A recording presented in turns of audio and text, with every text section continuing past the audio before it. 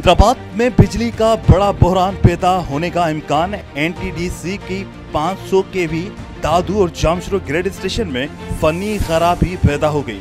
Funny खराबी के बाद हेस्को को 125 मेगावाट बिजली की सप्लाई मुतासिर, मजीद सप्लाई भी मुतासिर होने का इम्कान।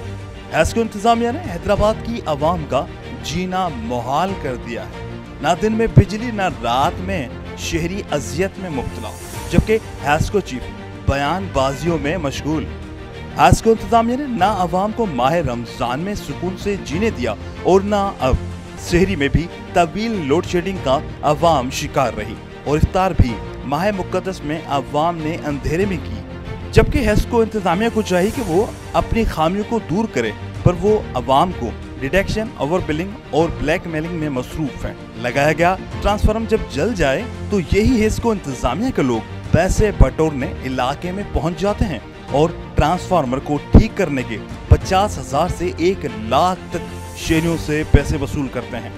जबकि हेस्को तर्जुमान सादिक कुबर का कहना है कि एनटीडीसी हुकाम के मुताबिक फनी खराबी का पता चलाया जा रहा है। बिजली की सप्लाई मुतासिर होने से हेस्को सिस्टम पर दबाव बढ़ गया है। हेस्को की तलब 1250 मेगावाट है।